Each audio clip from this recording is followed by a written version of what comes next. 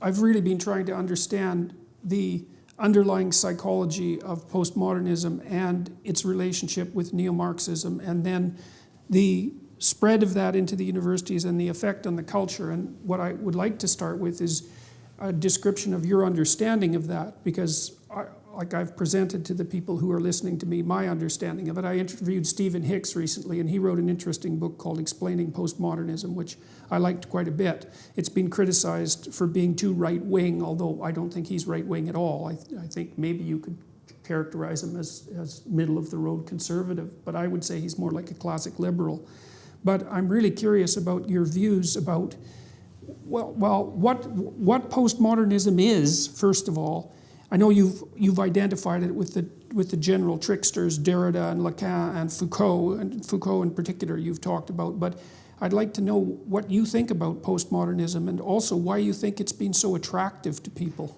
Well, my explanation is that there is no authentic 1960s point of view in any of the elite universities, okay? But rather the most liberated minds of my generation of the 1960s did not go on to graduate school. I witnessed this with my own eyes. I saw genuine Marxists, okay, at my college, which was the State University of New York at Binghamton, upstate New York, Harper College, which had a huge cohort of very radical downstate New York Jews, okay, who, in fact, the Harper used to be called Berkeley East. So I saw genuine, passionate Marxists with my own eyes. They were not word choppers. They were not snide postmodernists. Okay? They were in-your-face aggressive. They used the language of the people. They had a populist energy. Okay? They dressed working class. They were non-materialistic. Okay? These are people who lived by their own convictions. They were against the graduate schools. When I went on to graduate school and it became known that I was going to go to Yale, I was confronted by a leader of the radicals on campus in broad daylight in front of everyone, who denounced me for, he said, grad school is not where it's happening. You don't do that. If you have to go to graduate school, you should go to Buffalo. Now, I had applied to SUNY Buffalo because the great leftist critic Leslie Fiedler was there, who had a huge impact on me. He created identity politics, but without its present distortions. Right? And Norman Holland, the psychoanalytic critic, was there. I would have been very happy to have gone on to Buffalo, but I needed the library at Yale, so I continued on to Yale. There were no radicals in the graduate schools, right? From 1968 to 72 when I was there. There were only one radical, Todd Gitlin, okay, went on to have a career success. Okay? The actual radicals of the 1960s, okay, either went off, dropped out of college and went off to create communes, right? Or they were taking acid and destroyed their brains. Now, I have also written about that. The destruction of the minds, okay, of the most talented members of my generation through LSD. It was going on all around me. Right? So what's happened is the actual legacy of the 60s got truncated. The idea that these post-structuralists and postmodernists are heirs of the 1960s revolution is an absolute crock. Okay? What they represent, as Foucault shows, Foucault said, okay, that the biggest influence on his thinking, okay, was Samuel Beckett's Waiting for Godot, okay, which was a post-World War II play written in Paris that was about the disillusionment and nihilism experienced after Hitler went through, occupied France, right, and all of Europe was in ruins. It had nothing to do, what's in Waiting for Godot has nothing to do with the authentic legacy of the 1960s, which was about genuine multiculturalism, a movement toward India, toward Hinduism, a transformation of consciousness through psychedelics, which I did not take, but which I identify with totally through the music, etc. Right? It was a turn toward the body. It was a turn towards sensory experience, okay, not this word chopping thing and this like cynical removal from actual experience, right? That French import, okay, came in, okay, to the graduate schools. It did not affect any genuine 1960s person. The real 1960s revolution was about Jung. It was about a way of seeing the cosmos in mythological terms, right? And the Jungian contribution went on into the New Age movement of the 1970s, aside from the universities. Right? So who took over the universities were these careerists. Okay? I saw them with my own eyes. I saw what happened. I was at Yale when Derrida was being shipped over, okay, to address the students, the grad students, and the faculty.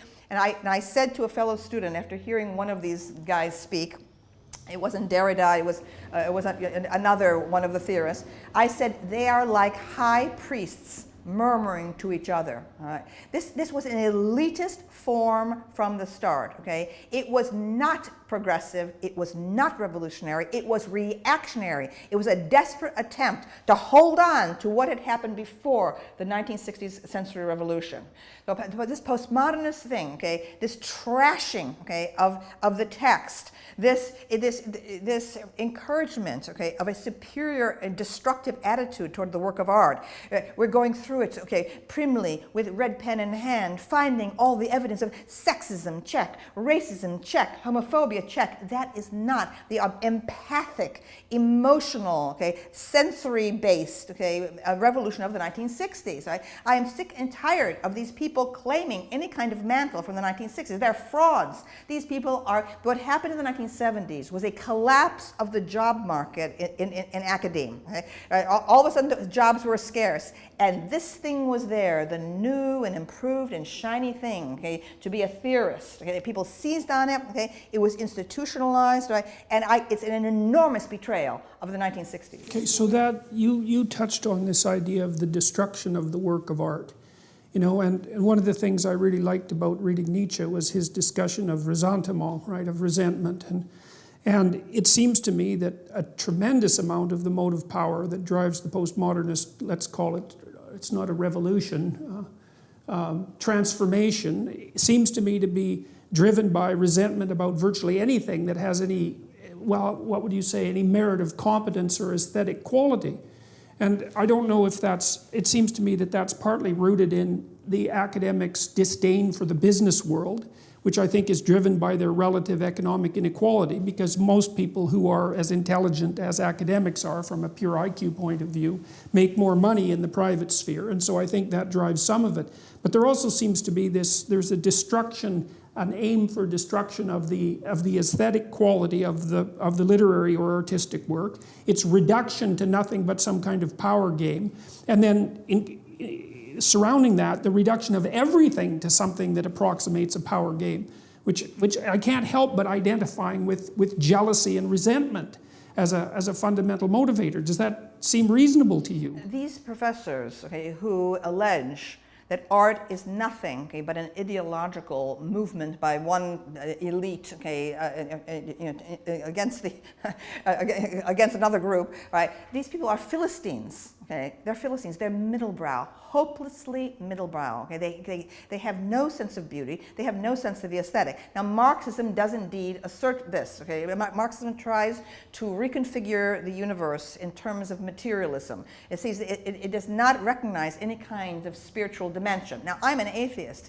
but I see the great world religions as enormous works of art, okay, as the best way to understand the universe and man's place in it. I find them enormously moving. They're like enormous poems. Right? What I have called for, the true revolution, okay, would have been, okay, to make the core curriculum of world education, the world, okay, the great religions of the world. I feel that is the only way to achieve understanding, and it's also a way to present the aesthetic. Okay, because I feel that the real 60s vision was about exaltation, elevation, cosmic consciousness. Okay, all of these things, okay, were rejected, okay, by these midgets, okay, intellectual midgets who seized on to Lacan, Derrida, and Foucault. Right? My career has been in the art schools. So my entire career, beginning at Bennington College. Right? So I represent a challenge to this from the perspective of art. Right? It is an absolute nonsense, okay, as post-structuralism maintains, that reality is mediated by language, by words, everything that we can know, including gender. It's absolutely madness, because I'm teaching students whose majors are ceramics, okay, or dance, okay, who are jazz musicians, who understand reality in terms of the body, sensory activation. Okay? So what happened was something was going on in the art world as well. I identify with Andy Warhol and pop art. Okay, that was what was going on during my years in college. Everything about Andy Warhol was like, wow. Admiration, wow, What happened immediately after that in the arts, 1970s, okay, was this collapse into a snide sort of postmodernism also. This happened in the art world, all right?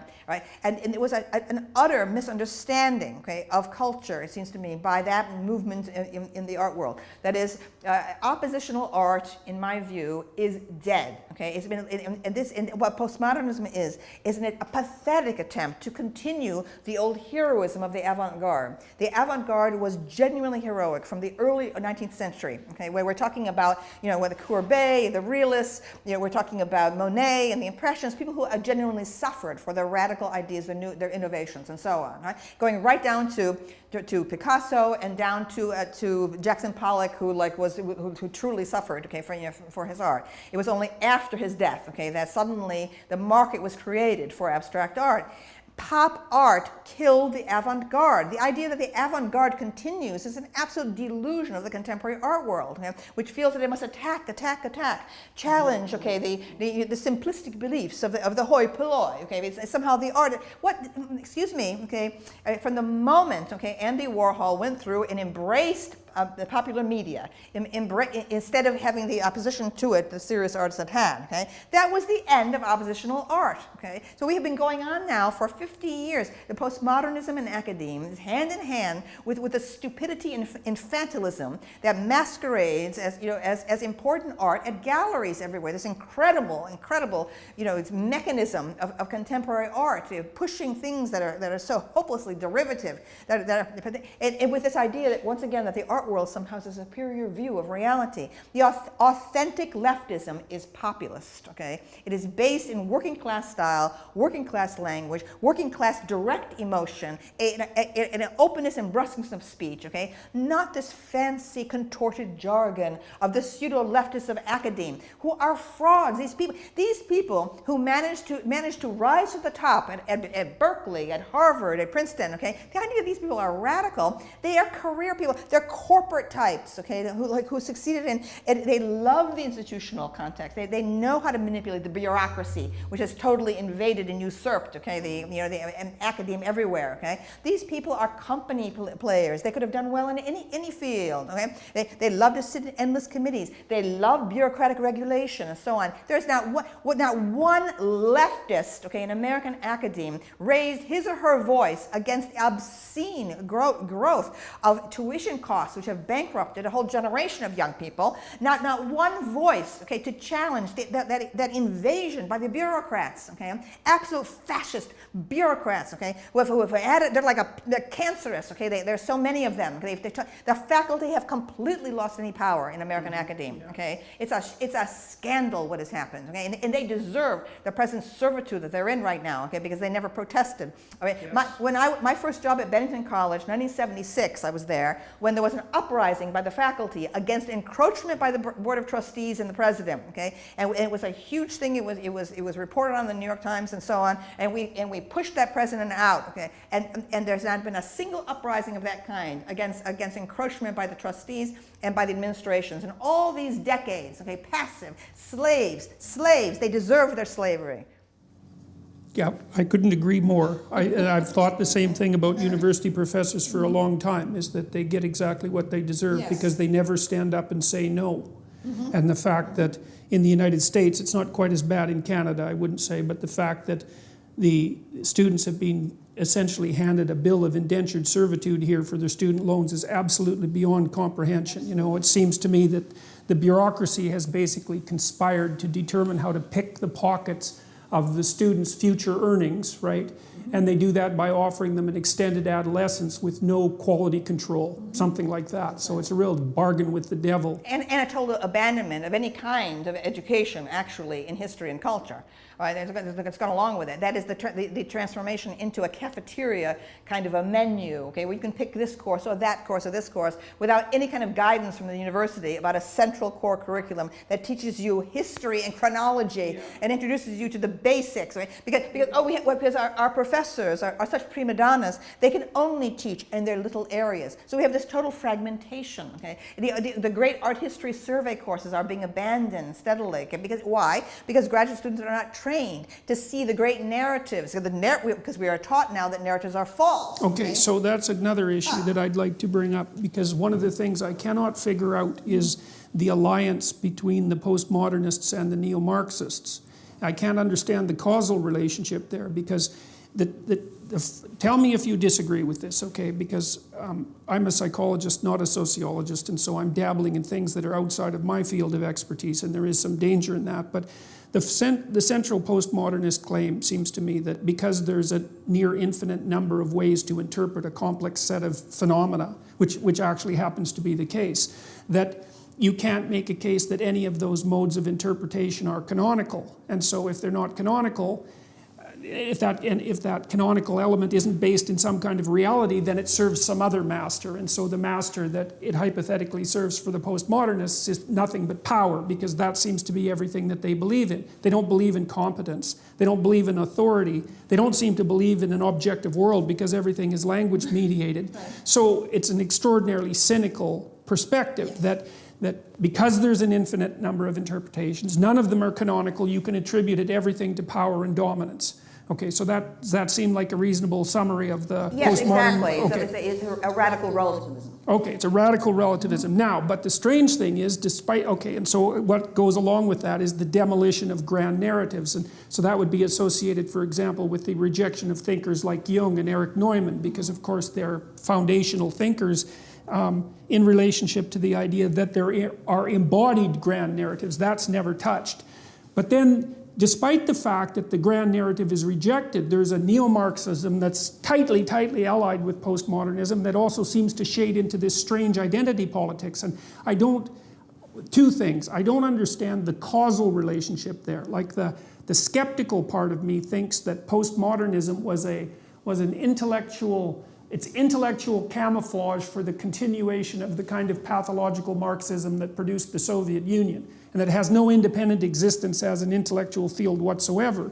But I still can't understand how the postmodernists can make the no grand narrative claim, but then immerse themselves in this grand narrative without anyone pointing out the evident contradictions. Like, I don't understand that. So what do you think about that? Well, I can only speak about literary professors, really, and they seem to me, almost universally in the US, to be very naive. They seem to know nothing about actual history, political science, or economics. So it is simply an attitude. They have an attitude.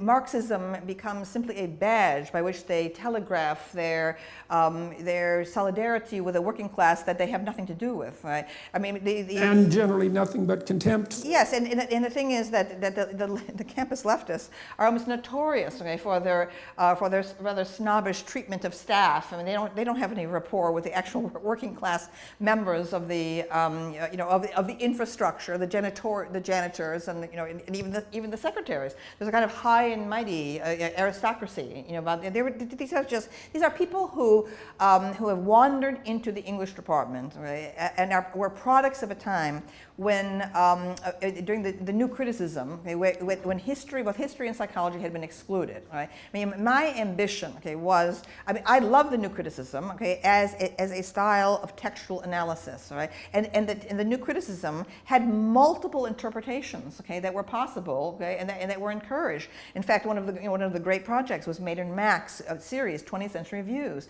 where you had at least books. I adored them in college. It was about Jane Austen, or about Emily Bronte, or about Wordsworth, and they were collections of alternate views of the same thing. The idea that there were no alternate views and there was no relativistic, situational kind of an interpretive approach is nonsense. Okay, but the point was we needed to restore history to literary study, okay, and we needed to add psychology to it because there was great animus against Freud. When I arrived in graduate school, in fact, I actually went into the director of graduate studies and protested the way Freud and Freudian were used as negative terms, okay, in a sneering way by the very WASP professors, right? So we needed to, and actually it seemed like we were moving there. Okay? In the early 1970s was a great period of psychobiography about political figures, okay? And so I thought, it's happening.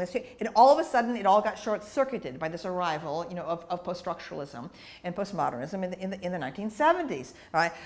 So I feel I'm an old historicist, okay? Not a new historicist. So I think new historicism is an absolute scam, right? And it's just a way. It's like tweezers. You pick a little bit of this, a little bit of that, a little bit of that. You make a little tiny salad, okay? And somehow this atomized thing, okay, is supposed to mean something. It's all to me very superficial, very cynical, very distant. I am the product, okay, of old historicism, of German philology. At its height, my first choice of a profession when I was a child was Egyptology, archaeology. So everything I ever think about or say is related to an enormous time scheme, okay, from antiquity and indeed from the Stone Age, right? And that is the problem with these people. They're mal-educated. The postmodernists and academic Marxists, okay, are mal-educated, embarrassingly so, okay? They know nothing before the present. Right. Foucault, okay, is absolutely a joke before the Enlightenment, okay?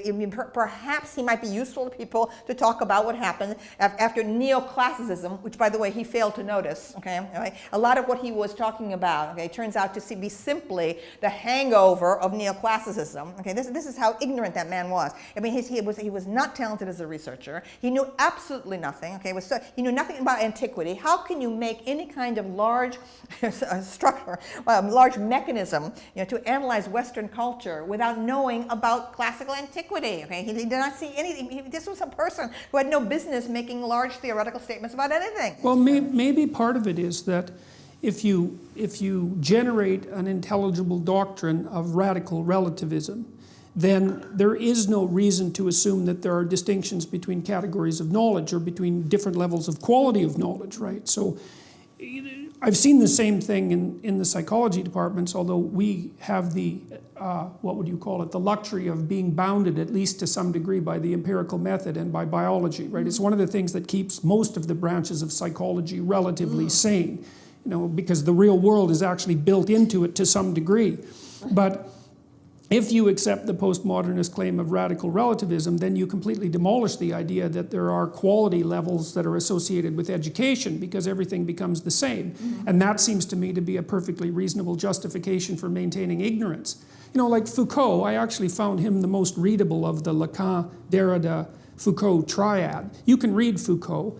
I read Madness and Civilization and a couple of his other books, and I thought that they were painfully obvious. The idea that mental disorder is in part a social construct is self-evident to anybody who has even a smattering of psychiatric training. I mean, the real narrow medical types tend to think of a mental disorder, let's say, as something that might be purely biological. They have a pure disease model, but nobody who's a sophisticated thinker ever thinks that. It's partly because medicine is a brand of engineering, not a brand of science, because it's associated with health, and the diagnostic categories are hybrids between physiological observation and sociocultural condition. Everyone knows that, and so when I read Madness and Civilization, I thought, well, that's not radical, that's just bloody self-evident. But Foucault's admirers actually think that he began, the entire turn toward a sociological, grounding of modern psychology. The social psychology was well launched in the 1920s, for example. Right. The levels of ignorance of these people who think Foucault is so original have not read Durkheim, they've not read Max Weber, they've not read Irving Goffman. Okay, so in other words, to me, everything in Foucault seemed obvious. Okay, because I had read the sources from which he was borrowing without attribution. Mm-hmm. So I know these people. I've met. In some cases, knew them in graduate school. People who went on to become these admirers of Foucault, Lacan, Derrida, and I know what their training was. Their training was purely within the English department. That's all they ever knew. They never made any research outside of that, right? And so the idea, Foucault is simply a mechanism. It's like a little tiny kit by which they can approach everything in culture, but the contortions of language, the deliberate, elaborate labyrinthine, elitist language at the same time as pretending to be a leftist. Okay, this is one of the biggest frauds ever practiced. So I got a story to tell you that you might like, because I've thought a lot about that use of language, you know, because language can be used as camouflage. And so here's the story. I think I got this from Robert Sapolsky. So he was talking about zebras, and zebras, of course, have stripes, and hypothetically that's associated with camouflage. But it's not a straightforward association, because zebras are black and white and they're on the veldt along with the lions. The lions are camouflaged because they're grass colored, but the bloody zebras are black and white. You can see them like 15 miles away. So, okay, so biologists go out to study zebras, and they're like making notes on a zebra, and they watch it, and then they look down at their notes, and then they look up and they think, uh-oh, I don't know which zebra I was looking at.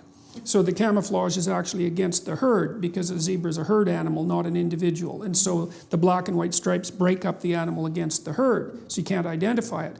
So this was a quandary for the biologists, so they did one of two things. One was drive a jeep up to the zebra herd and use a dab of red paint and dab the haunch of the zebra, or tag it with an ear tag like you use for cattle. The lions would kill it. So as soon as it became identifiable, the predators could organize their hunt around that identifiable animal. That's why, you know, there's the old idea that lions and predators take down the weak animals, but they don't. They take down the identifiable animals.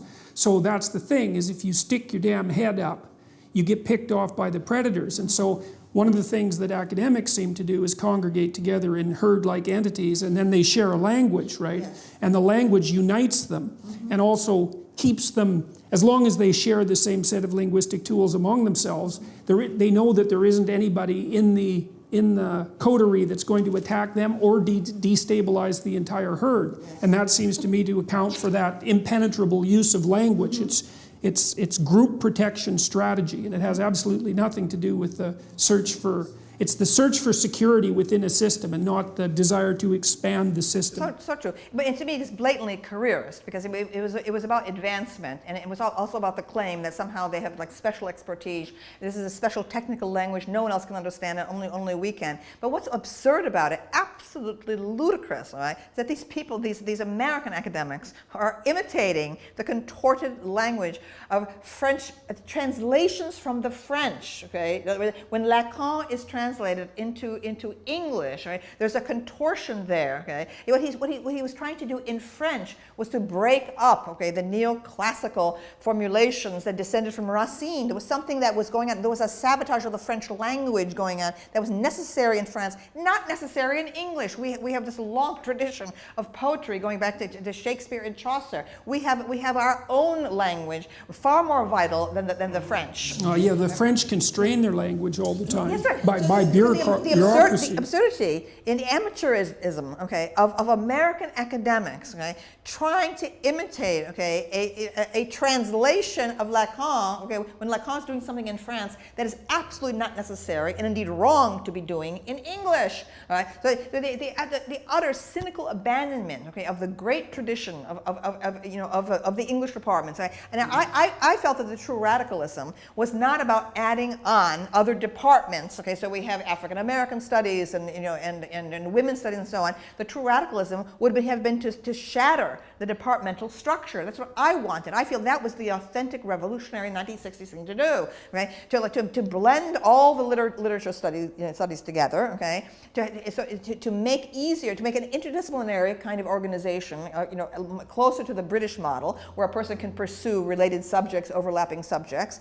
These departmental models, okay, were to me totalitarian to begin with, okay, separating language into fiefdoms, okay? And what this did to create English women's studies department, absolutely out of the air, just snap your fingers and create women's studies. The English department had taken a century to develop. Okay, it was a huge argument, okay, within it, right? And all of a sudden, to create, okay, a department with a politicized agenda from the start, okay, by people without any training, whatever, in that field, okay, what should be the parameters of the field? What should be the requirements of that field. How about biology? Okay, if you're going to be discussing gender, that should have been a #1 requirement, okay, as part of any women's studies department or program. Yes. But no, okay, it was all hands off. It was just the administrators wanted to solve a public relations problem. Okay? They had a situation with very few women faculty nationwide at a time when the women's movement had just started up. The spotlight of attention was on them. They needed women faculty fast. They needed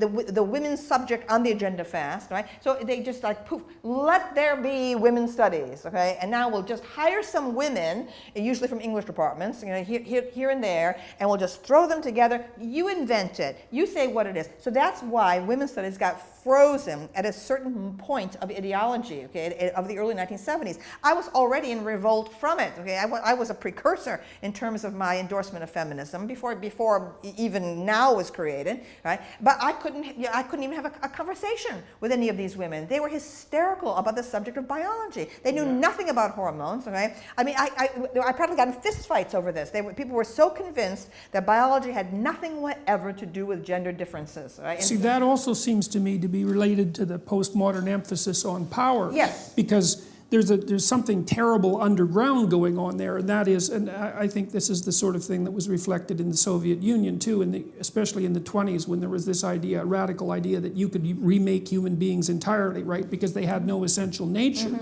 And so if your fundamental hypothesis is that nothing exists except power, and you believe that, then that also gives you the right, in some sense, to exercise your power at the creation of the kind of humanity that your utopian vision envisions. And then that also seems to me to justify the postmodern insistence that everything is only a linguistic construct. It again goes down to the notion of power, which Derrida and Foucault and Lacan are so bloody obsessed with.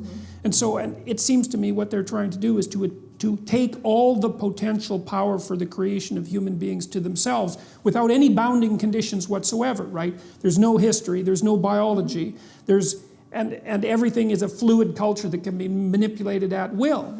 And so, I mean, in Canada, there are terrible arguments right now about biological essentialism, let's say. And one of the things that happened, which was something I objected to precisely a year ago, is that the social constructionist view of human identity has been built now into Canadian law. So there's an insistence that biological sex, gender identity, gender expression, and sexual proclivity vary independently with no causal relationship between any of the levels. And so that's in the law, and not only is it in the law, it's being taught everywhere. It's being taught in the armed forces, it's being taught in the police, it's being taught to the elementary school kids and the junior high school kids. And underneath it all, I see this terrible striving for arbitrary power that's associated with this crazy utopianism.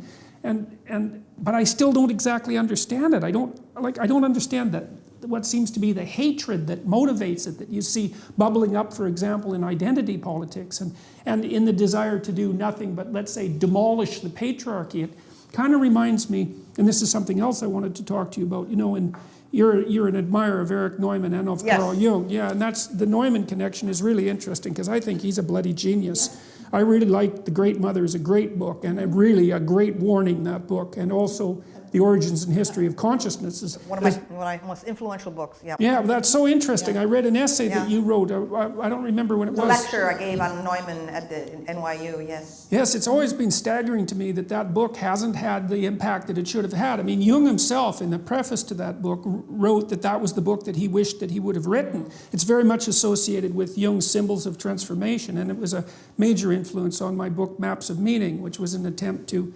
outline the universal archetypes that are portrayed in the kind of religious structures that you put forward. But the thing that I really see happening, and you can tell me what you think about this, in Neumann's book, consciousness, which is masculine, symbolically masculine for a variety of reasons, is viewed as rising up against the countervailing force of tragedy from an underlying feminine, symbolically feminine unconsciousness, right? And it's something that can always be pulled back into that unconsciousness. That would be the microcosm of that would be the Freudian Oedipal mother familial dynamic, where the mother is so over protective and all-encompassing that she interferes with the development of the competence not only of her sons but also of her daughters, of her children in general. And it seems to me that that's the dynamic that's being played out in our society right now, is that there's this and it's related in some way that I don't understand to this insistence that all forms of masculine authority are nothing but tyrannical power. So the symbolic representation is tyrannical father with no appreciation for the benevolent father, and benevolent mother with no appreciation whatsoever for the tyrannical mother, right? And that's that. And because I thought of ideologies as fragmentary mythologies. That's where they get their archetypal and psychological power, right? And so in a balanced representation, you have the terrible mother and the great mother, as Neumann laid out so nicely. And you have the terrible father and the great father. So that's the fact that culture mangles you half to death while it's also promoting you and developing you. You have to see that as balanced. And then you have the heroic and adversarial individual. But in the postmodern world, and this seems to be something that's increasingly seeping out into the culture at large, you have nothing but the tyrannical father, nothing but the destructive force of masculine consciousness, and nothing but the benevolent great mother. And it's an appalling ideology, and it seems to me that it's sucking the vitality, which is exactly what you would expect symbolically. It's sucking the vitality out of our culture. You see that with the increasing demolition of young men, and not only young men, in terms of their academic performance, which, like, they're falling way behind in elementary school, way behind in junior high, and bailing out of the universities like mad. And so, well, the public school education has become completely permeated by this kind of anti-male propaganda. I mean, to me, public schools are just a form of imprisonment. Right now, they're particularly destructive to young men who have a lot of physical energy. Okay? Now, I identify as transgender, okay, myself, okay, but I do not require the entire world to alter itself, okay, to fit my particular self-image. I do believe in the power of hormones. I believe that men exist and women exist, and they are biologically different. I think there is no cure for the culture's ills right now, except if men start standing up, okay, and demanding that they be respected as men again. Okay, so I got a question about that. So one of the things, we did a research project a year ago trying to figure out if there was such a thing as political correctness from a psychometric perspective, to find out if the loose aggregation of beliefs actually clumped together statistically. And we actually found two factors, which I won't go into, but then we looked at things that predicted adherence to that politically correct creed. And there were a couple that were surprising. One was being female was a predictor. The personality attributes associated with femininity, so that would be agreeableness and higher levels of negative emotion, were also both independent predictors, but so were symptoms of personality disorder, which I thought was really important, because part of what I see happening is that, like, I think that women whose relationship with men has been seriously pathologized cannot distinguish between male authority and competence and male tyrannical power. Like, they fail to differentiate because all they see is the oppressive male. And they may have had experiences that their experiences with men might have been rough enough so that differentiation never occurred, because it has to occur. And you have to have a lot of experience with men, and good men too, before that will occur. But it seems to me that we're also increasingly dominated by a view of masculinity that's mostly characteristic of women who have terrible personality disorders and who are unable to have healthy relationships with men. Now, but here's the problem. This is something my wife has pointed out too. She said, well, men are going to have to stand up for themselves, but here's the problem. I know how to stand up to a man who's unfairly trespassing against me. And the reason I know that is because the parameters for my resistance are quite well defined, which is we talk, we argue, we push, and then it becomes physical, right? Like if we move beyond the boundaries of civil discourse, we know what the next step is. Okay, that's forbidden in discourse with women. Right. And so I don't think that men can control crazy women. I really don't believe it. I think that they have to throw their hands up in it's not even disbelief. It's that there's no step forward that you can take under those circumstances, because if the man is offensive enough and crazy enough, the reaction becomes physical right away, or at least the threat is there. And when men are talking to each other in any serious manner, that underlying threat of physicality is always there, especially if it's a real conversation, and it keeps the thing civilized to some degree. If you're talking to a man who wouldn't fight with you under any circumstances whatsoever, then you're talking to someone to whom you have absolutely no respect. But I can't see any way. For example, there's a woman in Toronto who's been organizing this movement, let's say, against me and some other people who are going to do a free speech event, and she managed to organize quite effectively. And she's quite offensive, you might say. She compared us to Nazis, for example, which, publicly, using the swastika, which wasn't really something I was all that fond of. But I'm defenseless against that kind of female insanity, because the techniques that I would use against a man who was employing those tactics are forbidden to me. So I don't know, it seems to me that it isn't men that have to stand up and say enough of this, even though that is what they should do. It seems to me that it's sane women who have to stand up against their crazy sisters and say, look, enough of that, enough man-hating, enough pathology, enough bringing disgrace on us as a gender. But the problem there, and then I'll stop my little tirade, is that most of the women I know who are sane are busy doing sane things, right? They're off, they have their career, they have their family, they're quite occupied, and they don't seem to have the time or maybe even the interest to go after their crazy harpy sisters. And so I don't see any regulating force for that terrible femininity. And it seems to me to be invading the culture and undermining the masculine power of the culture in a way that's, I think, fatal. I really do believe that. I too believe that this is symptomatic of the decline of Western culture, and it will just go down flat. I don't think people realize that masculinity still exists, okay, in the world as a code among jihadists, okay, and when you have passionate masculinity, okay, circling the borders like the Huns and the Vandals during the Roman Empire, that's what I see. I see this culture rotting from within, okay, and disemboweling itself, literally. Now, I have an overview of why we're having these problems, right? And it comes from the fact that I'm the product of an immigrant family. All four of my grandparents and my mother were born in Italy. So I remember from my earliest years in this factory town in upstate New York, where my relatives came to work in the shoe factory. I can remember still, okay, the life of the agrarian era, okay, which was for most of human history, okay, the agrarian era, where there was the world of men and the world of women, and the sexes had very little to do with each other. Each had power and status in its own realm. Right? And they laughed at each other, in essence. Okay? Yeah. The women had enormous power. In fact, the old women ruled, not the young, beautiful women like today. Okay? But the older you were, the more you had control over everyone, including the mating and marriage. There were no doctors, so you had the old women were like midwives and knew all the ins and outs of this inherited knowledge about pregnancy and all these other things. Right?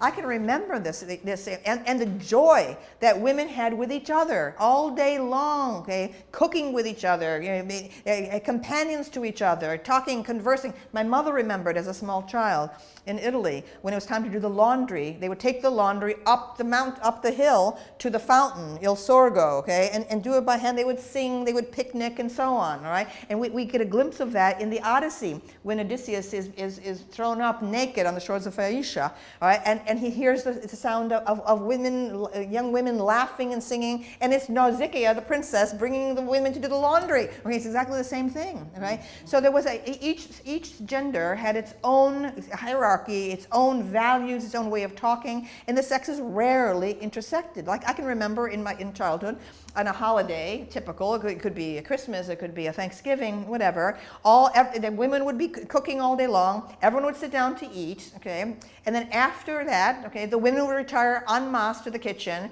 and the men would go, I would look through the window and see all the men would be all outside, usually gather around the car, okay, at a time when cars didn't work as well as they do today, with the hood up, okay, and the men would be standing with their hands on their hips like that, everyone's staring at the engine, okay, and I went, that's how I learned, okay, men were refreshing themselves by studying something technical and mechanical after being with the women, okay, during the dinner, okay, and so all of these problems of today are the direct consequence of women's emancipation and freedom from housework, thanks to capitalism, okay, which made it possible for women to have jobs jobs outside the home for the very first time in the 19th century, no longer to be dependent on husband or father or brother, right? And so this great thing that's happened to us, that allowing us to be totally self-supporting, independent agents, has produced all this animosity between men and women, because the women feel unhappy. Women today, wherever I go, whether it's Italy or Brazil or England or America, okay, or Toronto, okay, the upper middle class professional women are unhappy, miserable. And they don't know why they're unhappy. They want to blame it on men, okay? The men must change. Men must become more like women. No, that is the wrong way to go, okay? It's when men are men, okay, and understand themselves as men, are secure as men, then you're going to be happier. Yeah, well, there's nothing more dangerous than a weak man. Yeah, absolutely, okay, and especially all these quislings, okay, spouting feminist rhetoric. When I hear that, okay, it makes me sick. But here's the point. Men and women have never worked side by side, ever. Maybe on the farms, okay, when you were like, maybe one person's in the potato field, the other one's over here in the doing tomatoes or whatever, okay? You had families working side by side, exhausted with each other, no time to have any clash of this. It was a collaborative effort on farms and so on.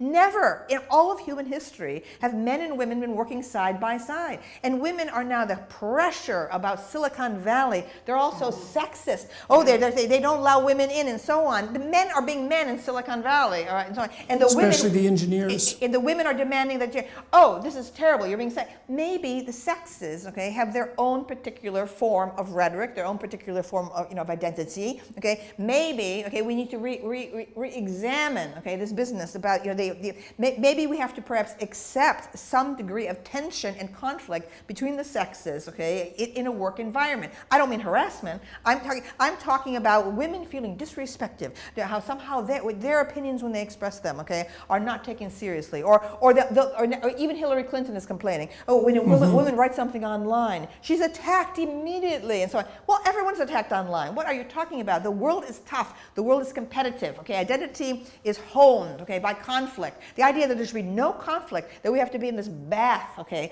of approbation, yes, which is well, just that's the devouring infantile. mother. That's right. It's absolutely infantile. I mean, okay, so a couple of things there. Well, the first thing is that the agreeableness trait that divides men and women most, there's three things that divide women and men most particularly from the psychometric perspective.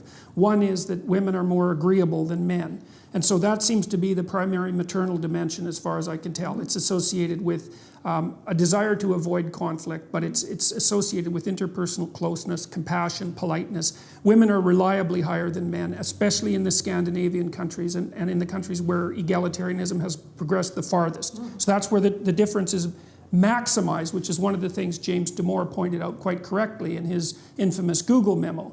Okay, women are higher in negative emotion, so that's anxiety and emotional pain. That difference is approximately the same size. And again, that maximizes in egalitarian societies, which is extremely interesting. And then the biggest difference is the difference in interest between people and things. And so women are more interested in people and men are more interested in things, which goes along quite nicely with your car anecdote. But the thing about men interacting with men, again, is that it isn't that they respect each other's viewpoints. That's not exactly right. What happens with a man, and I know a lot of men that I would regard as remarkably tough people for one reason or another, and everything you do with them is a form of combat. Like if you want your viewpoint taken seriously, often you have to yell them down, and like they're not going to stop talking unless you start talking over them, and it's not like men are automatically giving respect to other men, because that just doesn't happen. It's that the combat is there and it's expected. And one of the problems, and so this is part of the reason why I think men are bailing out of so much of academia and maybe the academic world in general, and maybe the world in general, is that men actually don't have any idea how to compete with women. Because the problem is that if you unleash yourself completely, then you're an absolute bully. And there's no doubt about that, because if men unleash themselves on other men, that can be pretty goddamn brutal, especially for the men that are really tough. And so that just doesn't happen with women ever. But so you can't unleash yourself completely. If you win, you're a bully. If you lose, well, you're just bloody pathetic. So how the hell are you supposed to play a game like that? So I've worked with lots of women in law firms in Canada, for example, and high achieving women, like really remarkable people, I would say. And they're often nonplussed, I would say, by the attitude of the men in the law firm, because they would like to see everyone pulling together because they're all part of the same team. Whereas the men are like at each other's throats in a cooperative way, because they want the law firm to succeed, but they want to be the person who's at the top of the success hierarchy, right? So, and that doesn't jive well with the more competitive or cooperative ethos that's part and parcel of agreeableness. And so we don't really have any idea how to integrate male and female dominance hierarchies. And Exactly. That's exactly right. This is why I love this show, Real Housewives, which Yes. Gloria Steinem scorns. And just last night, okay, I was watching an episode, all right, where the women were at each other, okay, at a party and recounting. But I said this to you, but you said this to me, and the men got together there and said, well, this is the way they communicate, with each other, and men, we men, okay, just will have a fist fight, and 10 minutes later we're going to have a beer at the bar next to each other, and so on. And I have observed that my entire my life. daughter used to be really irritated about that, because she like most people, was the target of feminine conspiratorial bullying at one. She's no pushover, my daughter, so it wasn't like this was a continual thing or that she didn't know what to do about it. But she had observed these girls conspiring against her and then blackening her name on Facebook, which is part and parcel of the typical female bullying routine, which is often reputation demolition, right? That there's a good literature on that. And then she'd watch what would happen if my brother or my son would have a dispute with his friends, and maybe they were drinking and there was a dispute. They'd have a fight, and then the next day they were friends again. And that's another thing that's strange, is that like men have a way of bringing a conflict to a head and resolving it, right? And that it isn't obvious to me that women have that same, perhaps you might call it a luxury, but it's also the case that men don't know what to do when they get into a conflict with a woman, because what the hell are you supposed to do, Mostly what you're supposed to do is avoid it. Well, I've seen, I don't know whether this crosses into other countries, but that there's a certain kind of taunting and teasing that boys do with each other that toughens them, okay, and where they don't take things seriously. But a girl's feelings become extremely hurt if she hears something that is very tough, sarcastic against her. So I do feel that there are profound differences between the sexes in terms of emotions, in terms of communication patterns.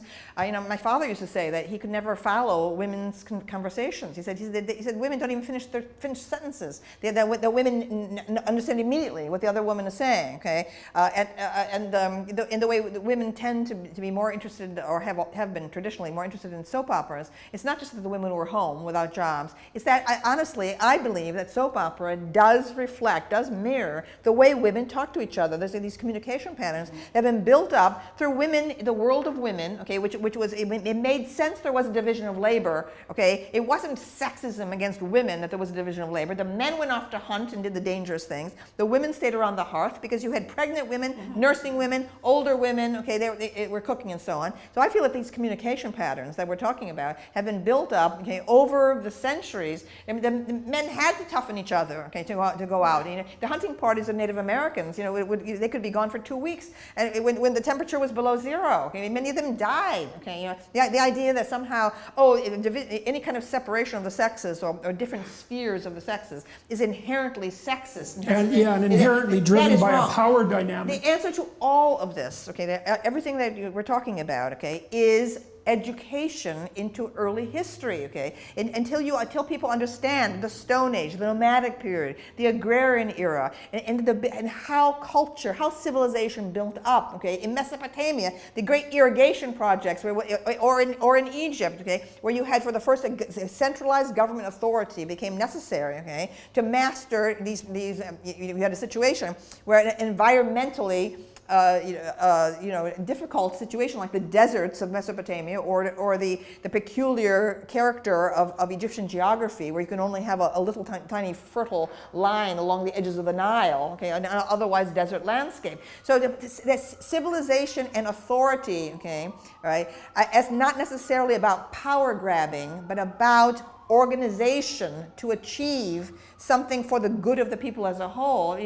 Yes, you see that's exactly the symbolism of the Great Father. By reducing all hierarchy to power, okay, yep. and selfish power, okay, it is utterly naive. It's ignorant. Right? So I say education has to be totally reconstituted, including public education, to begin in the most distant past. So our young people today who know nothing about how the world was created that they inhabit, okay, can understand, okay, what marvelous, technological yes. paradise they live in, and it's the product of capitalism, it's the product of individual innovation, most of it's the product of a Western tradition that everyone wants to trash now, etc. If you begin in the past and show, and also talk about war, because the war is the one thing that wakes people up, okay, as we see. War is the reality principle. May see. Yes, okay, war is the reality principle. My father and 5 of my uncles went to World War II, and my father was part of the force that landed in Japan. Okay, he was a paratrooper. At the time of the Japanese surrender. Okay, and a couple uncles got shot up and so on. When you have the reality of war, when people see the reality of the horrors of war, Berlin burned to a crisp and so on, starvation, all kinds. Then you understand. Okay, this marvelous mechanism that brings water, to the kitchen, and you flip on a light, and the electricity turns on. I know. Well, for me, and I suppose it's because I have somewhat of a depressive temperament. I mean, one thing that staggers me on a consistent basis is the fact that anything ever works. I mean, because it's so unlikely, to be in a situation where our electronic communications work, where our electric grid works, and it works all the time, right? It works 100% of the time. And the reason for that is that there are mostly men out there who are breaking themselves into pieces, repairing this thing, which just falls apart all the time. Absolutely. Right? I said this in the Monk debate, okay, in Toronto several years ago. I said that there's the invisible, all these elitist professors sneering at men. It's men who are maintaining everything around us. Okay, this invisible army, okay, which feminists don't notice. Right? Nothing would work. Or regarded as oppressive, which is, and like a professor is someone who's standing on a hill surrounded by a wall, which is surrounded by another wall, which is surrounded by another wall. Like it's walls all the way down. Who stands up there and says, I'm brave and independent? It's like you've got this protected area that's so unlikely. It's so absolutely unlikely. And the fact that people aren't on their knees in gratitude all the time for the fact that we have central heating and air conditioning and pure water and reliable food, it's just... It's incredible. It's absolutely unbelievable. I mean, people used to die for the water supply. Okay, it was contaminated with cholera, for heaven's sakes. Right? People don't understand. Okay, they had to have clean water, fresh milk, fresh orange juice, all of these things. These are marvelous. And all of the time. All of the time. Western culture is heading. Okay, because we are so dependent on this invisible infrastructure. We're heading for an absolute catastrophe when jihadists figure out how to paralyze the power grid. The entire culture will be chaotic. You'll have mobs in the street, okay? Within 3 days, okay? When suddenly the food supply is interrupted and there's no way to communicate. There'll be like a robber. I mean, that is the way Western culture is going to collapse, okay? And it won't take much. It'll just single be a few points days. Of failure. Because we are so interconnected, and now we are so dependent on communications and computers. I used to predict for years there would be an asteroid hitting the Earth. Yeah, well, do you have another ice age? Do you know how the solar flares work? So this happens about once every century, so back about 1880, and I don't remember the exact year, there was a significant enough solar flare, so that produces an electromagnetic pulse, like a hydrogen bomb, because the sun is a hydrogen bomb, and electromagnetic pulse will emerge from the sun and wave across the earth, and it produces huge spikes in electrical current along anything that's electronic, and it'll burn them out. It lit telegraph operators on fire in the 1800s, and one of those things took out the Quebec power grid in 1985 and knocked out the whole Northeast Corridor. And so they figure those things are about one in a century event.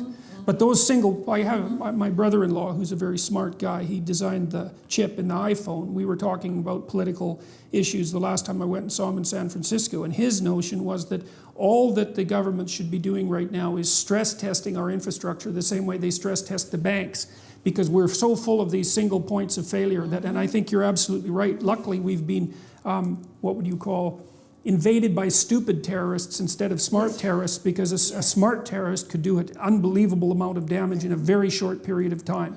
So, and it's just God's good graces that that hasn't happened yet.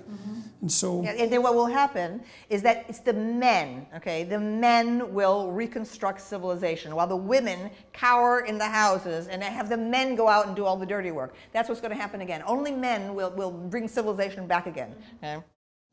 So what, okay, so now a couple of things. So the universities, I mean, I've proposed, although it's something that's probably beyond my power, that what should happen is that the universities, the real content of the universities should be stolen back from the universities because they're not making use of their intellectual property, and that something should be started online that would constitute a genuine university. The problem is the accreditation issue, but I don't think that's an unsolvable problem. But do you see, like, all these people who have these postmodern neo-Marxist agendas are completely embedded inside the universities, right? Oh, absolutely. Right? And the point is, over the last 25 years, I have received constant mail from people dropping out of the graduate schools, right, or giving up altogether on any idea of being a college professor. Okay? So what's happened is that the most talented and independent thinking people, okay, have avoided the school. So we're now, who we have are the compliant, the servile, okay, the people who are currently in the university and hiring their successors, yes. Okay, are mal-educated themselves. Okay, I mean, one of the first letters I received in the early 90s, I'll never forget it, was from a woman who was now painting houses in Missouri, and said she had been part of the comparative literature graduate program at Berkeley, and that she finally had to drop out because she said every time she would express enthusiasm for what they were reading, the people looked at her as if she had somehow created an offense.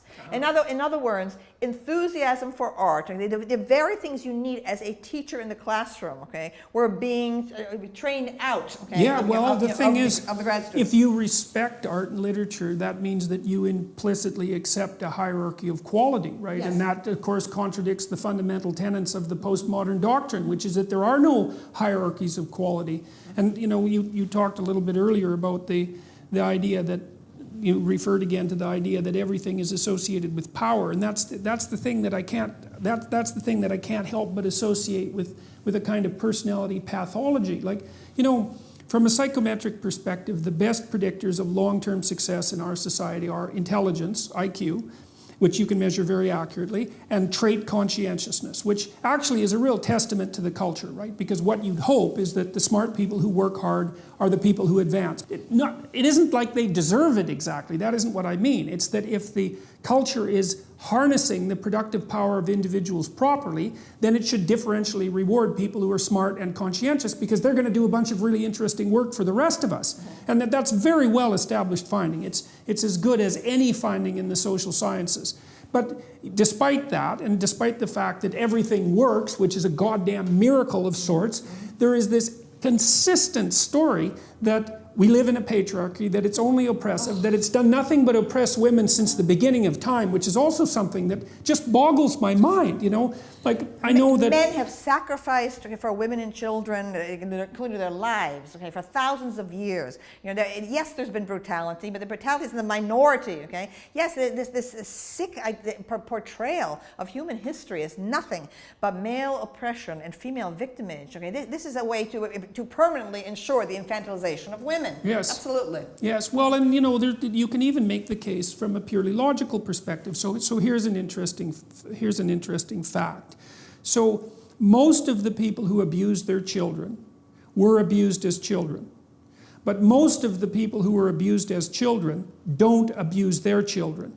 Right? So if you look at the population of abusers, they were all abused. So you can say abuse causes abuse.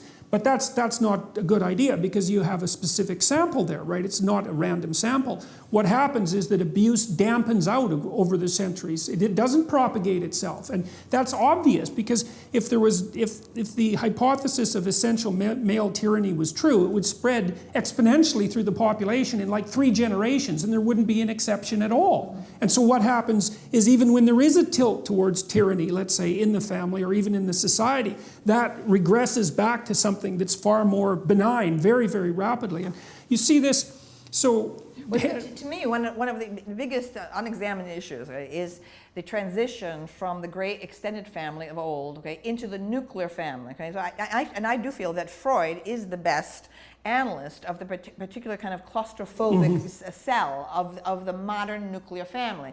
It could be that human beings were never intended, okay, to be trapped in a house just with their parents. That the extended families, your aunts and grandparents and cousins, all of whom helped form your identity. Okay, so one's identity was as a member of a community, right, rather than in this like hothouse environment. So I think that a lot of current issues, including this sudden spate of transgender claims and so on, that a lot of these things are coming from this unstable in cell. It's really a prison cell of the nuclear family. Two parents perhaps cannot give all the knowledge of life, okay, to the young, and so I think there are all kinds of sexual issues, in it that are generated by it.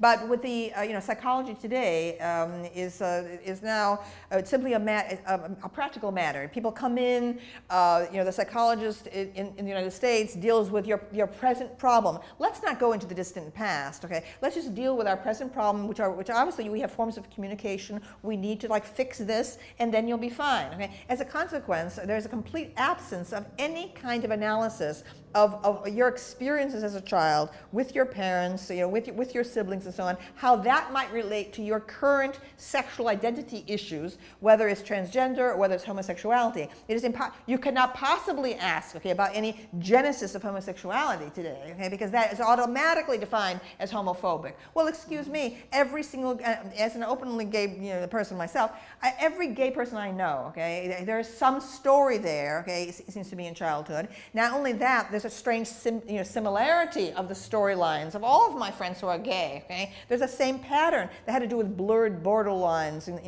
between a son and his mother and so on. I'm not blaming the mother. Okay, I'm not blaming the mother at all. Okay, what I see is a dynamic going on in the bourgeois house, in the nuclear family, okay, where you had sometimes a distant father, okay, a father who was present but not really engaged, and a mother who made the son her companion in some way. Often the mother has great imagination and flair, and they had a shared thing. And the idea that homosexuality has nothing whatever to do, okay, with your family life is nonsense. Well, it's also completely, that's another thing. And I got a lot of trouble in Canada for my opposition to Bill C-16, which was a bill that had to do with transgender rights. And I didn't really give a damn about the transgender right issue. That had nothing to do with it.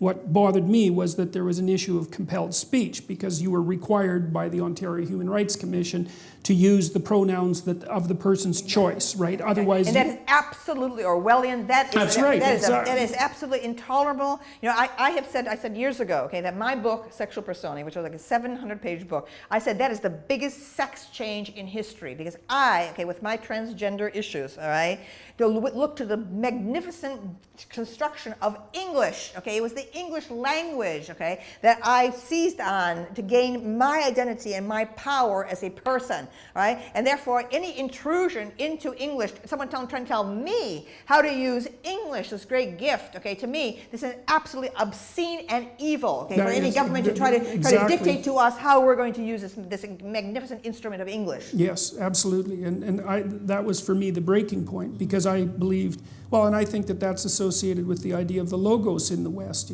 because that's a deep mythological idea, that the logos is the thing that brings order out of chaos through communicative speech, and that's tightly aligned with your soul. And I don't care if you're an atheist or a believer, it doesn't matter, it's still the right language, and that no one has any right whatsoever under any circumstances to trespass against that. And so, but that's okay, because that's law in Canada now. And so, but okay, so now back to your, let's see, you were making a point about... Where's my... Oh, here. Yep. I knew we would agree on everything. Yes, okay. Because it's interesting to look at these things obviously from multiple perspectives, which is another thing ideologues don't do, right? Because for them, everything is one cause. Yes. That's how you can tell when you're dealing with someone who's ideologically possessed, is they make everything attributable to a single cause, like power. Yes. So one of the things that's happened with the nuclear family that's quite interesting too is that parents are older and they have fewer children. Mm-hmm. So you could imagine that hothouse environment in some sense has been exaggerated for a bunch of reasons. One is well, your child is a lot more valuable to you if you're older and you only have one or two, right? Because you're not going to get another chance. That's, first of all, you might have had some trouble having the child to begin with, and you're not going to get another chance. So you've got all your eggs are in one basket, so to speak. And then, of course, children don't have the number of siblings they used to have. And one of the things that's really useful about having siblings is that they keep you in your place, right? They're primary socialization agents. And I mean, that can be brutal. I mean, that's reflected, say, in the story of Cain and Abel, you know, that internal household dynamic with siblings can really become murderous, and that has to be kept under control. But I think the hothouse flower person who's incapable of tolerating any jibes or any testing, any dominance hierarchy testing of the sort that you said that men do. Part of that's the consequence of being raised by older parents who have excess resources, who have no siblings, because the child is then, of course, special.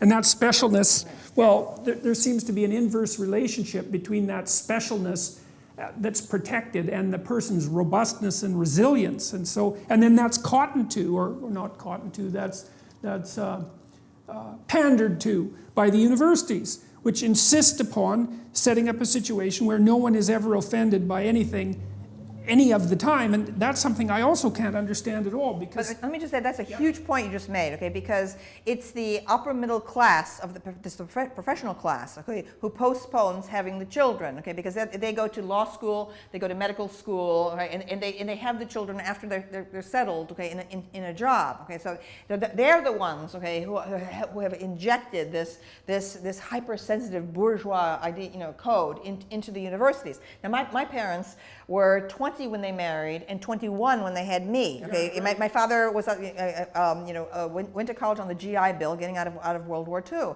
So when I was born, my father was still in college and was sweeping floors and so on. I am the product of young parents, and nature wants actually young parents, all right? Because pregnancy is quicker, it's safer, right, okay, and so on. And my parents had the energy, okay, to this youthful energy, that can-do spirit that came out of World War II and so on. I'm a product of that. Then my only other sibling was born 14 years later, okay? My father at this point was a college professor, okay? All right? So she had completely different parents than I did. So yeah, she has very excellent manners and so on. She's completely different, okay? All right? And I have all this, like, the energy. I mean, my parents were just out of their teens, okay? So now today we have this situation, and it's considered heresy to raise this issue, okay?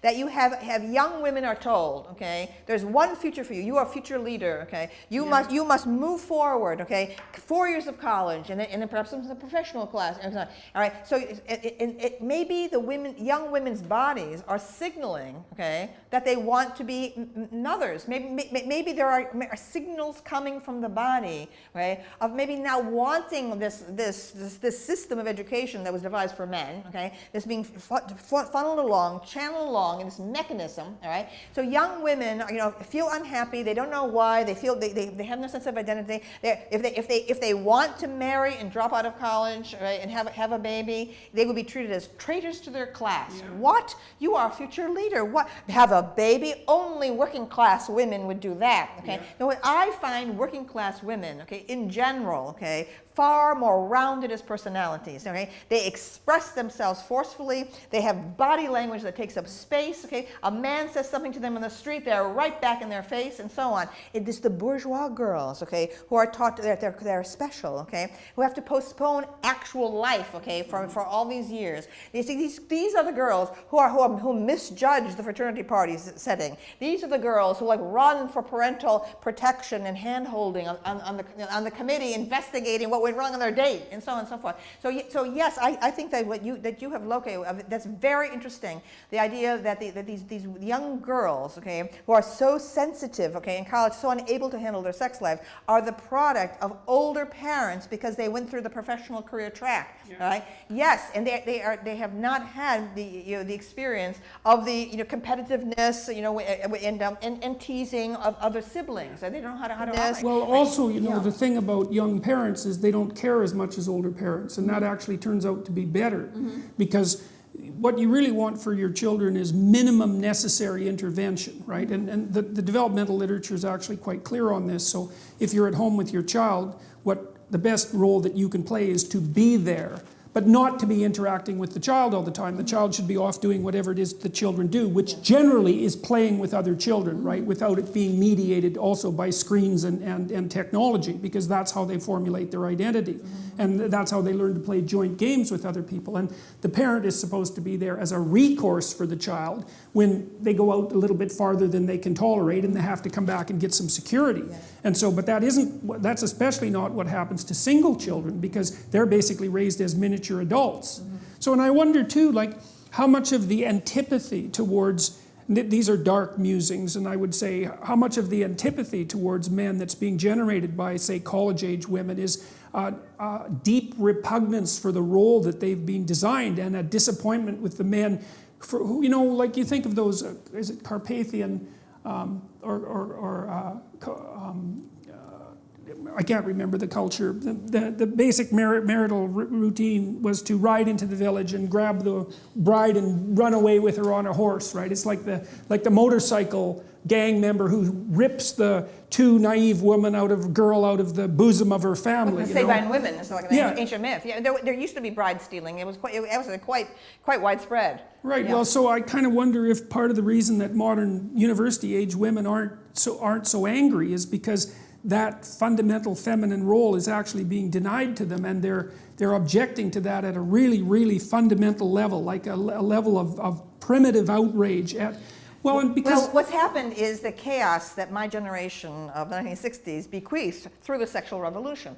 When I arrived in college in 1964, the colleges were still acting in loco parentis, in place of the parent. So at my dormitory, all women's dormitory, we women had to sign in at 11 o'clock at night. The men could run free the entire night. So it was my generation of women that rose up and said, give us the same freedom as men have. And the colleges replied, no, the world is dangerous, you could be raped, we have to protect you against rape. And what we said, okay, was give us the freedom to risk rape, okay? And so that today's women don't understand, it's a freedom that you want, it's the same freedom that gay men have when they go and they pick up a stranger someplace. They know it's dangerous, they know they could end up beaten up or killed, okay, but they find it hot.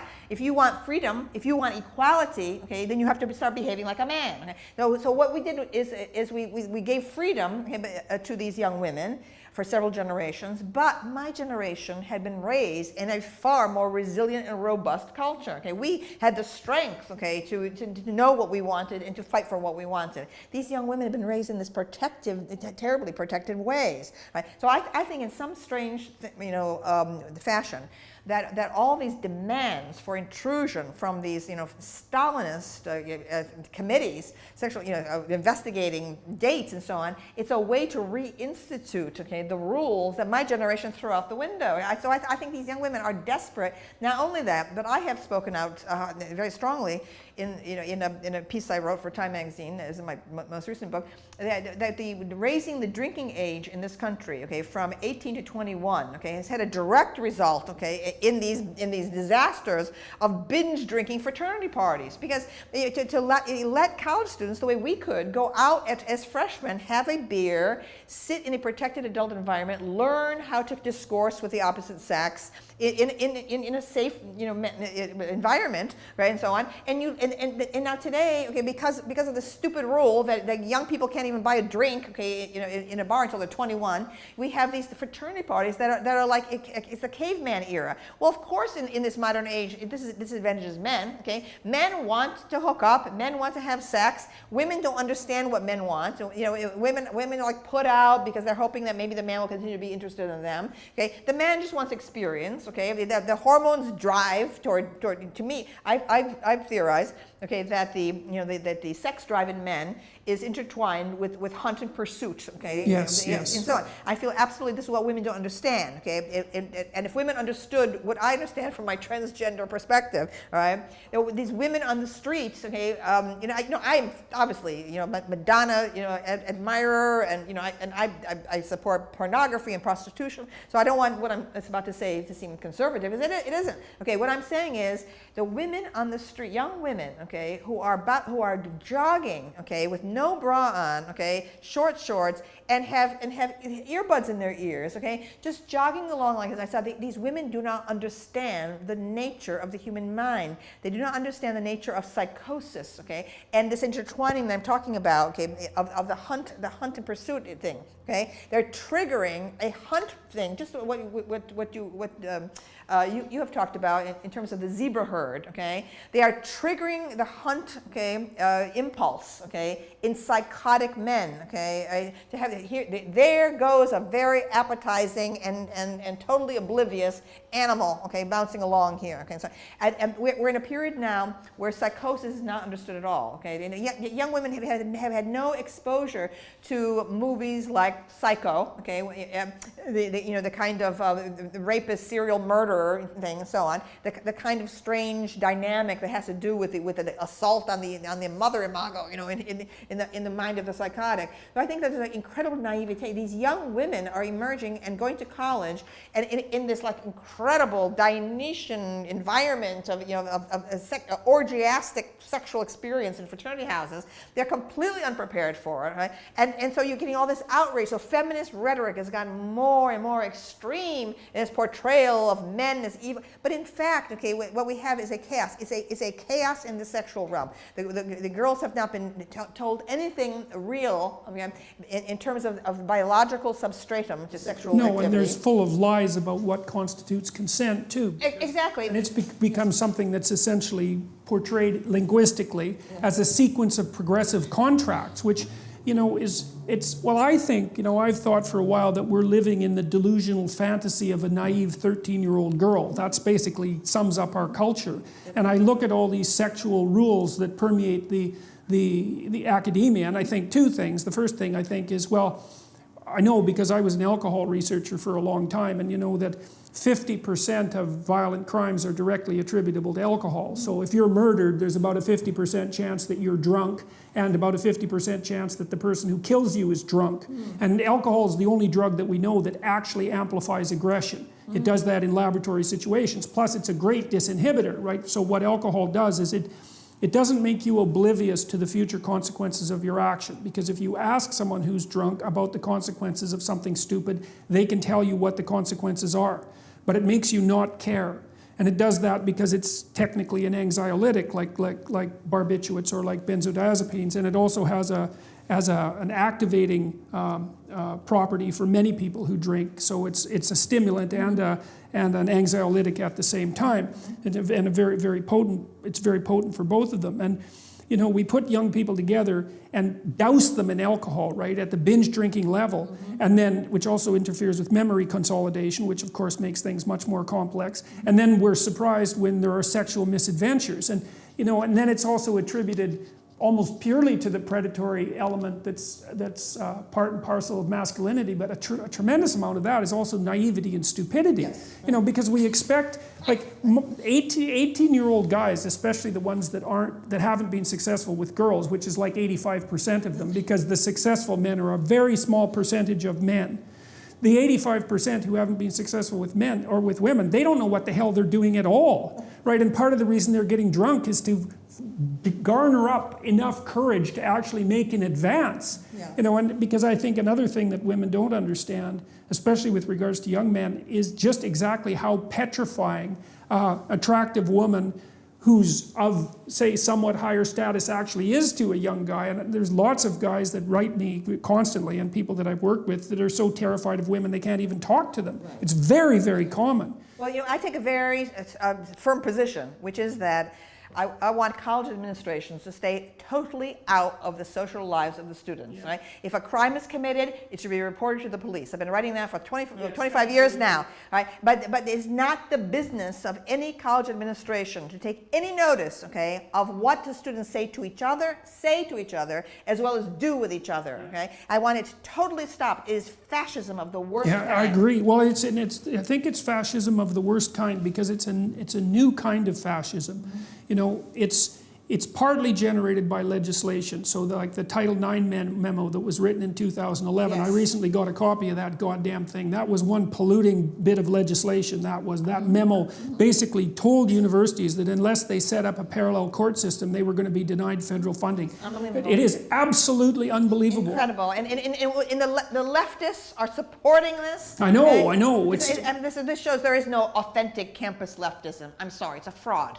Okay, I mean, the faculty should be fighting the administrations on this. Yeah, tooth fighting and nail. Federal regulation of how we're supposed to behave on campus. Well, how can you be so naive and foolish to think that taking an organization like the university, which already has plenty to do, and forcing it to become a pseudo-legal system that parallels the legal system could possibly be anything but utterly catastrophic. It would mean you would have to know absolutely nothing about the legal system and about the tremendous period of evolution that produced what's actually a stellar system and an adversarial system that protects the rights of the accused and of the victim, and to replace that with an ad hoc bureaucracy that has pretty much essentially the same degree of power as the court system, with absolutely none of the training and none of the guarantees. And kangaroo courts. There are kangaroo courts. That piece that I wrote about date rape, it was in January 1991,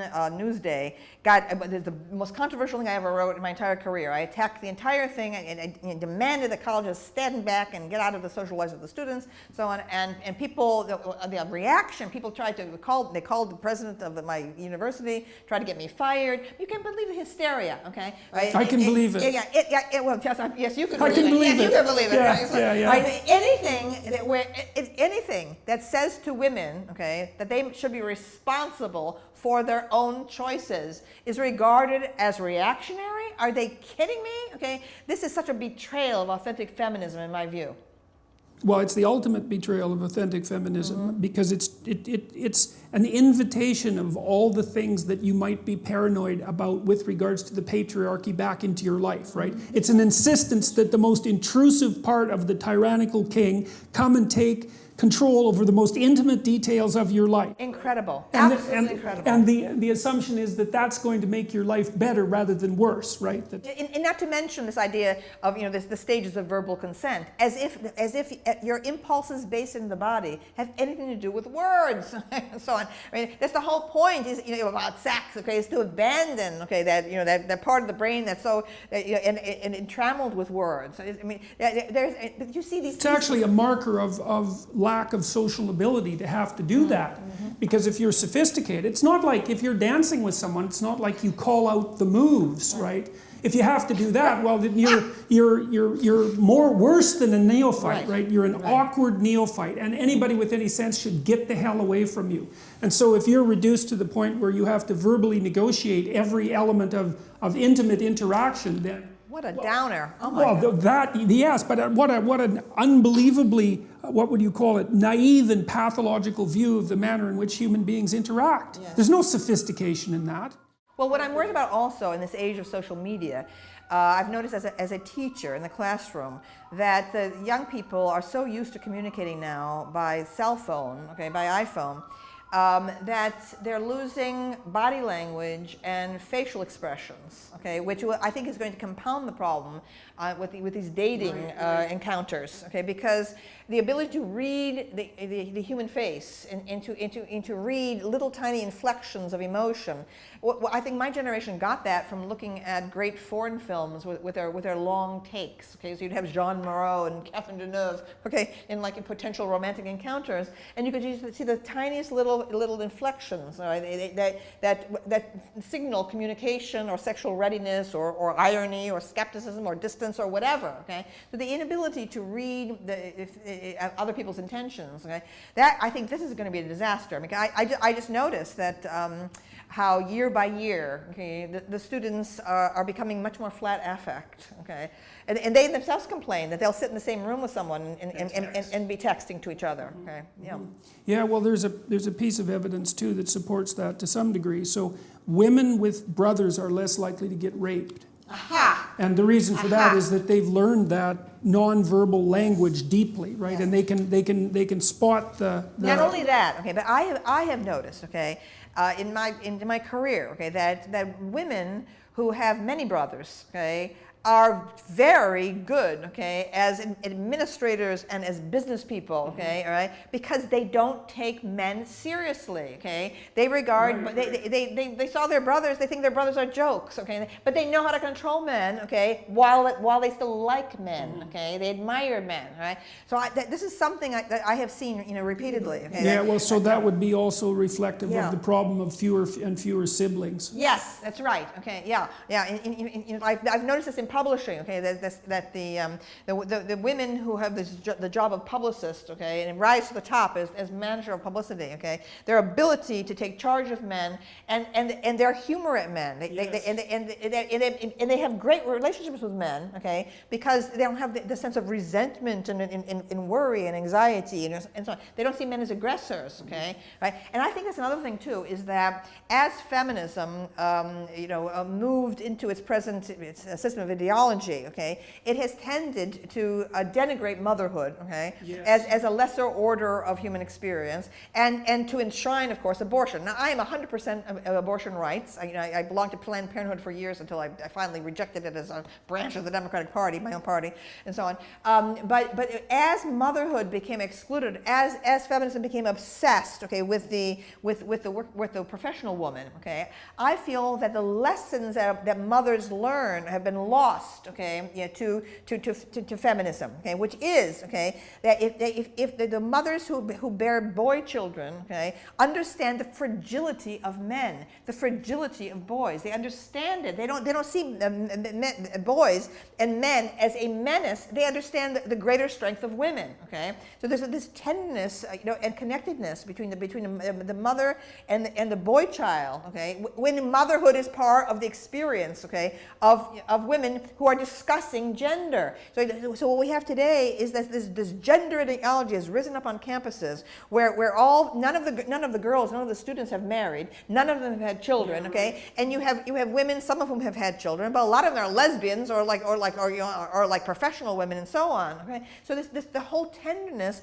and forgivingness, okay, and encouragement that women do to boys, okay, they don't understand this hypersensitivity of boys is not understood, okay. Instead, boys are seen as somehow more privileged, okay, and somehow their energy level is interpreted as aggression, okay, potential violence and so on, okay, right.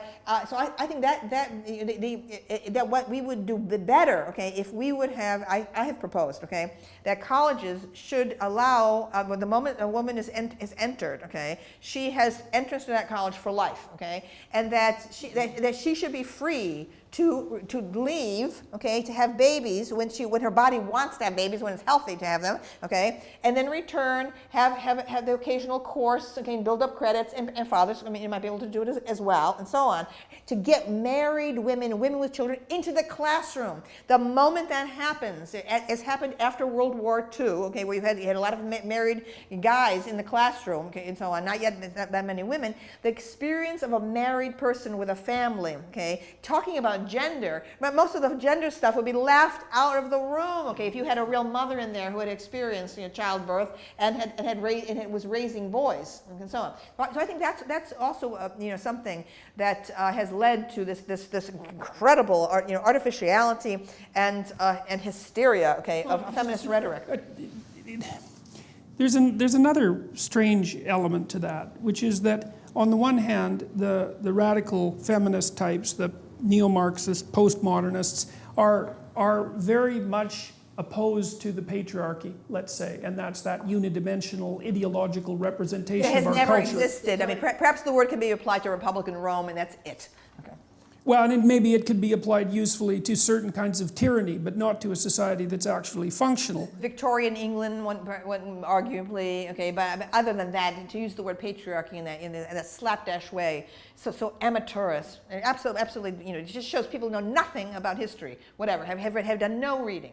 So what confuses me about that is that despite the fact that the patriarchy is viewed as this essentially evil entity, and that's associated with the masculine energy that built this oppressive structure. The antithesis of that, which would actually be femininity, as far as I can tell, which is tightly associated with care and with child rearing, is also denigrated. So it's like the only proper role for women to adopt is a patriarchal role, despite the fact that the patriarchy is something that's entirely corrupt. So the hypothesis seems to be that the patriarchy would be just fine if women ran it.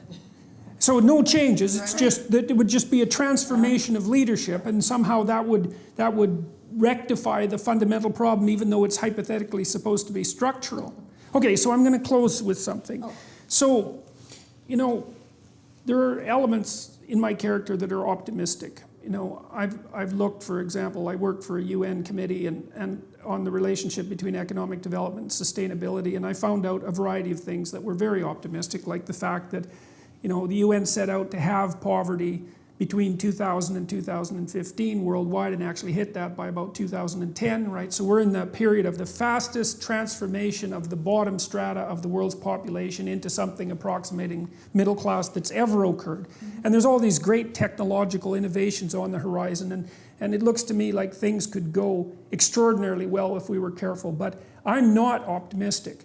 And maybe that's me, I'm pessimistic, because I also see that there's 5 or 6 things happening, all of which appear at the level of catastrophe, that are all happening at the same time. And so one of the things that I'd like to ask you is, like, what do you see happening in the next 10 years in the universities or in culture at large? And I mean, you just put forward a proposal for the universities for the treatment of women, which I think is a very interesting one, because women do have a different time frame than men. But like, what the hell is the proper way forward? I've been encouraging young men to tell the truth and to take responsibility, and there's a huge market for that message, but I'm not convinced by any stretch of the imagination that it's enough.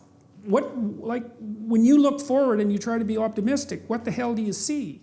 Well, in the largest scale, I'm concerned about the future of Western culture, because as a student of history, it looks too much to me like ancient Rome, okay, which became overexpanded, which became, it was at the mercy of bureaucratic creep, okay, I can imagine one of them. Yes, right, and Roman identity eventually got blurred, okay, in its incorporation of so many different cultures, which at first seemed like a healthy kind of multiculturalism, but eventually it overexpanded and simply collapsed of its own weight. So I am concerned about whether Western culture is in a rapid decline. I think it would be very easy, because we are so interconnected and so overcomplex, very easy to bring it to ruin. It would only take one major natural disaster to do that. But the universities themselves, I mean, I think people are all of a sudden in the United States much more attentive to issues of political correctness because of the riots at Berkeley, which was the capital of free speech. I mean, the free speech movement happened in the spring before I entered college in 1964. It's one of the great principles and inspirational stories of my entire life. Mario Savio's assertion of the supremacy of free thought and free speech. So I think that perhaps we might just have turned a corner, but it's going to take a very, very long time for the university to be reformed. I feel that the cafeteria menu of the university curriculum has to be abandoned. That we must return to historical courses that begin in the earliest period, the Stone Age and Antiquity, in order to give perspective to our present, to an analysis of our present culture. I want 50 to 75% of college administrators fired, and the money be transferred over, to faculty, into libraries, into instruction, I think that obviously the way things are people are being trained right now, including at the public school level, is I think the public school level has gone to hell. When my mother came to the United States at the age of 6, the old public school system was still very strict. And therefore, she had excellent education. Got all A's in her. Even though she started out not speaking English, spoke without an accent, etc. Okay, so today, this kind of feel-good public school education, which is a form of ideology and indoctrination right now. It's all about no bullying, okay, and so on, and not about anything. And not even seriously about no bullying. Yes, yeah. And so I can tell in my own students. I've been teaching for 46 years. So I can tell the slow degradation of public school education, okay, to the point now that the students have absolutely no sense of world geography, of world history. Okay, they know absolutely nothing. They don't know anything about wars. Okay, yeah. and the reality, the barbaric reality of most of human history. Okay, and what a that's triggering. Yeah, right. What a fantastic culture we live in, and so on. Now, identity politics itself has just got to stop. I mean, it was important once. Okay, I was a rebel against the WASP, hegemony. Okay, white Anglo-Saxon Protestant hegemony in American culture. It was suffocating. I was raised in the 1950s, right? When WASPs controlled corporations and education and politics and so on. And so identity politics was necessary once. Okay, we asserted gay rights, okay, with the Stonewall Rebellion of 1969. We asserted, okay, the women's rights with the rebirth of second wave feminism in the late 1960s, okay. But this endless, okay, preoccupation with a fragmented identity. We must return to the authentic 1960s vision, which is about identity coming from consciousness, which transcends gender, which transcends all these divisions of race, okay, and ethnicity, okay, consciousness itself. Okay, right? There's no sense of that any longer. That's what the 1960s taught. Well, I see of that as a complete abandonment of personal responsibility. Yes. Because that consciousness, I think, symbolically, and I got a lot of this from Jung and also from Erich Neumann. I mean, that's the great logos of the West, right? That's the transcendent principle, which is respect for the primacy of individual consciousness. And what goes along with that primarily isn't individual rights, although that's built into it. I mean, that's the reason we have individual rights, is for respect for that. But the responsibility that comes along with being an individual instead of the member of some group, especially a victimized group, which is like I wrote an article with one of my students who had toured the mass grave sites in the former Yugoslavia, and had been exposed to that sort of thing. And one of the things that our research indicated was that the best predictor of genocide is victimization on the part of the group that produces the genocide, right? An accelerated sense of victimization, and then it's, well, we get them before they get us. So, and everyone's being taught now that they're a victim, and then no one seems to have any sense that, that's part of the essential tragedy of being, that life is suffering, and that the world rests on a foundation of suffering. It's nothing to take personally, and something to take responsibility for, instead of blaming and resentment and all of the things that have polluted our universities and our culture. Well, and there also was the abandonment, okay, of the of the canon. Okay, people asserted that the canon was the product of bias and again of a provincial elitism and so on. But in point of fact, as a student of the history of the arts, okay, I can assure people that the canon, okay, overwhelmingly so, is the result of what artists have determined. Okay, we say a work is important, is canonical, because artists following it, okay, were influenced by it. We have this like beautiful cascading tradition of influence. All right, so it's another part of the Philistinism, okay, of current education, to believe that there are these external reasons, okay, for why a work lasts, why a work written 500 years ago or 1,000 years ago has global relevance. As if it's some sort of political conspiracy that's Yes, based right. on power. Yes, As if anybody could even manage that, no matter how nefarious they were. Right.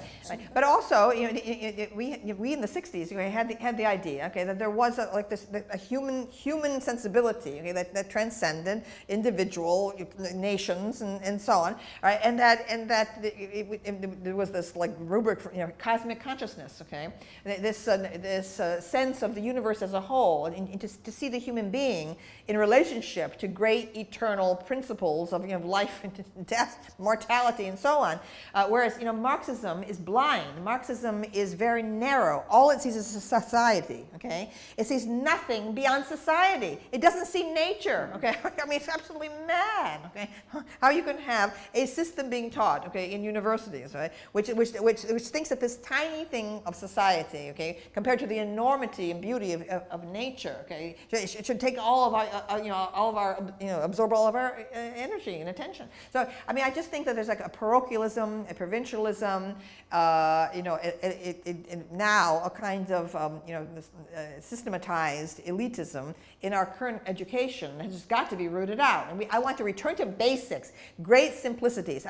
All these faculty members teaching their little tiny courses that has to do with their own specialty. That's got to stop. Okay, people can pursue whatever they want in their private research as scholars. Okay, certainly that's necessary, but they must teach in the core curriculum. And people must decide what is crucial for an educated person to know. I do want a multicultural. I do want a global curriculum. Okay, I want all the cultures taught. Okay, right? This is not the answer. Marxism, this neo-Marxism in the universities, okay, is simply, it's lazy. It's a lazy way to assert multiculturalism without actually doing the research and the study of other cultures. Okay, all right. That's a good one to close on. We agreed on everything. I knew it. I knew it. All right, great. Thank you very much.